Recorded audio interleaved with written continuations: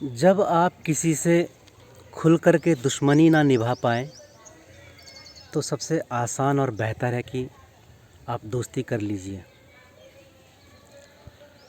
दोस्तों, कुछ साल पहले एक लेख पढ़ा था, कुछ कटाक्ष के अंदाज में था, कुछ व्यंग्य और हास्य के अंदाज में था। तो उसका सारांश बताता हूँ आपको। सारांश ये था कि यदि आपको किसी से बदला लेना है, किसी से दुश्मनी निभानी है, लेकिन आपकी इतनी हिम्मत नहीं, इतना आपका सामर्थ्य नहीं कि आप उससे बदला ले सकें, आप में वो जज्बा नहीं कि आप खुल कर के उससे दुश्मनी निभा सकें, तो बेहतर है कि छुप कर के छद्म वेश में, डिस्गाइज्ड वे में आप ऐसा जताइए कि आप मेरे मित्र हैं। और गहराई से बताऊं कि क्या लिखा था उसमें। जब आप अपने दुश्मन को, अपने शत्रु को जब आप किसी तरह से दुखी ना कर पाएँ और आपको बदला भी लेना है, तो बेहतर है कि पहले अपने उस दुश्मन के प्रियजनों को अपना बना लिया जाए।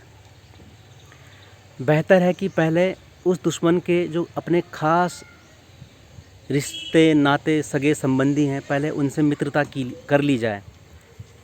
जब आपकी उनसे मित्रता होगी तो जो आपका शत्रु है वो आपसे दुखी रहने लगेगा, चिढ़ने लगेगा, टूटने लगेगा वो, और आपका बदला भी पूरा हो जाएगा।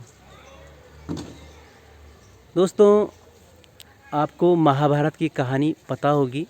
महाभारत में क्या हुआ था, थोड़ा सा बताऊँ आपको मैं, कि महाप्रतापी शक्तिशाली भीष्म पितामह को अपने पोते प्रपोतों का विवाह करना था। तो जिसके लिए उन्होंने गांधार नरेश से विवाह का प्रस्ताव रखा, जो कि गांधार नरेश के पुत्र शकुनी को बिल्कुल पसंद नहीं आया, क्योंकि जो शकुनी की बहनों का विवाह होना था वो होना था अंधे धृतराष्ट्र से। तो किसी भी भाई को इस बात को पसंद नहीं आनी थी कि उसकी बहन का विवाह किसी अंधे से किया जाए, लेकिन शकुनी कुछ कर नहीं सकता था, क्योंकि भीष्म पितामह महाप्रतापी शक्तिशाली वीर योद्धा थे। तो मजबूरन प्रस्ताव स्वीकार करना पड़ा। लेकिन शकुनी के मन में हमेशा ये गांठ रह गई कि भीष्म पितामह ने ये अच्छा नहीं करा। तो शकुनी ने प्रण किया कि मैं किस तरह से इस परिवार को बर्बाद करूंगा। तो शकुनी ने उस परिवार को बर्बाद करने के लिए, कुरुवंश को बर्बाद करने के लिए, शकुनी ने अपने भांजे दुर्योधन को सॉफ्ट टॉय के रूप में यूज़ किया। शकुनी दुर्योधन का प्रिय बना।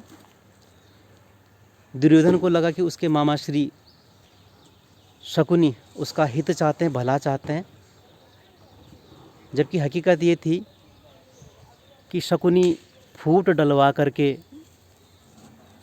उस वंश को समाप्त करना चाहता था। और शकुनी ने ऐसा किया भी, और शकुनी कामयाब रहा भी। हालांकि ऐसा करने के प्रयास में शकुनी खुद बर्बाद हो गया, लेकिन पूरा कुरुवंश शकुनी की इस चाल से बर्बाद हो गया। दोस्तों, कहने का तात्पर्य यह है कि शकुनी ने जो काम किया, ऐसा काम बहुत लोग करते हैं। जब वो खुल कर के बदला नहीं ले पाते हैं तो छोटे बच्चों को सॉफ्ट टारगेट के रूप में यूज़ करके उनको बरगलाते हैं, फुसलाते हैं, उनसे मित्रता करते हैं। और छोटे बच्चे हैं, कोमल हृदय है, इतना देखने समझने की क्षमता नहीं होती है। उनको वही सच दिखाई देता है जैसा उनका तथाकथित प्रियजन, प्रेमीजन या हितैषी जो उनको दिखाता है, उनको लगता है कि यही सच है। छोटे बच्चों को प्रलोभित भी किया जाता है, कई बार डराया धमकाया भी जाता है। उनके सामने ऐसे एग्जाम्पल दिए जाते हैं कि उन बच्चों को लगता है कि यही हमारे सबसे बड़े शुभचिंतक हैं, जबकि सबसे बड़े दुश्मन उनके वही साबित होते हैं। दोस्तों, आपने देखा होगा कि कभी किसी फलदार वृक्ष को नहीं काटा जाता है। अभी पीछे आपको लीची की पौध दिखाई दे रही है, लीची की फली आ रही है। तो ऐसे पेड़ों को काटना आपको पीछे आम की भी बौरें दिखाई दे रही होंगी। तो किसी भी फलदार वृक्ष को काटना हमारे यहाँ महापाप समझा जाता है।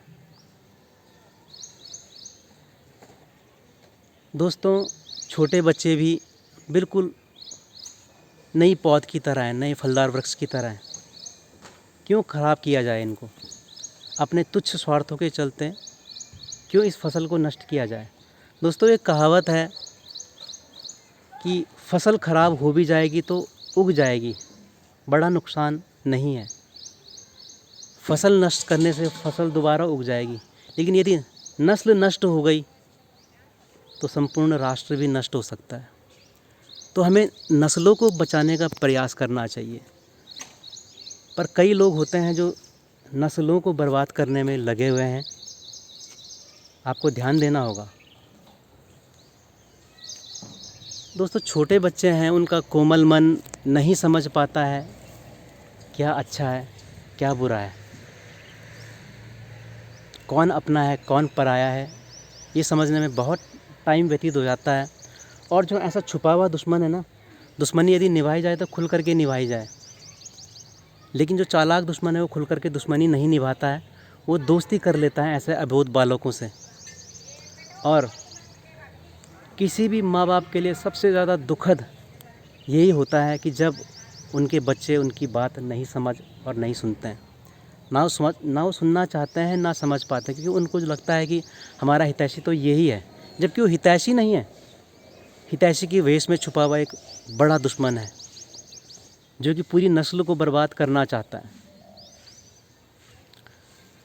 बालक मन को बर्बाद करके जितना बड़ा नुकसान आप अपने दुश्मन का कर लेते हैं, इतनी बड़ी क्षति आप किसी और तरह से नहीं पहुंचा सकते। दोस्तों, कई तरह से बरगलाया जाता है नए बच्चों को, नई नस्ल को। आप ऐसा झूठा आदर्श उनके सामने गढ़ते हैं जो उनको सच नज़र आते हैं। बहुत आसान तरीके से यदि कहा जाए तो आप उनके सामने ऐसा माहौल पैदा करते हैं, ऐसा माहौल बनाते हैं जैसे जिसमें कि बिगड़ने की पूरी संभावनाएं हो जाती हैं। आप उनको गाली देना सिखा देते हैं, आप उनको भड़काते हैं, इस तरह से भड़काते हैं कि पहले आप उनका दिल जीत लेते हैं। आप उनको मदिरा पान सेवन करा लेते हैं, अगर आम भाषा में कहा जाए। बीड़ी, सिगरेट, गुटखा, गाली देना, स्वार्थी बनना, अपने स्वार्थों को साधना, दूसरों की बुराई करवाना, आप ये उनको सिखा लेते हैं। कई बार आप डायरेक्टली नहीं सिखाते, लेकिन इनडायरेक्टली आप सिखाते हैं। लगातार उसको वैसे ही माहौल में रख करके, लोगों की बुराई कर करके, उनके अंदर सहयोग की भावना ना पैदा करके आप उनको दूसरे से ईर्ष्या पैदा करना सिखाते हैं। आप उनके अंदर ईर्ष्या की प्रवृत्ति पैदा हो जाती है। दुश्मन तो दुश्मनी निभाने के लिए ऐसा करता है, लेकिन आप अपने तुच्छ स्वार्थों के कारण उनको बिगाड़ देते हैं, उनको ख़राब माहौल देते हैं। बच्चों की समझ में आता नहीं है कि क्या अच्छा है क्या बुरा है, क्या सही है क्या गलत है, कौन अच्छा है कौन बुरा है। बच्चों को समझने में बहुत ज़्यादा समय लग जाता है, तब तक वो गंदगी की तरफ बढ़ चुके होते हैं। दोस्तों, शुरुआत में मैंने कहा था कि यदि आप दुश्मनी खुल कर के ना निभा पाएँ तो दोस्ती कर लीजिए।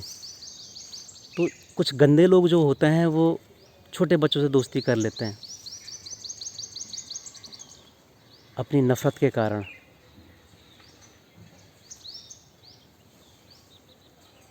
दोस्तों,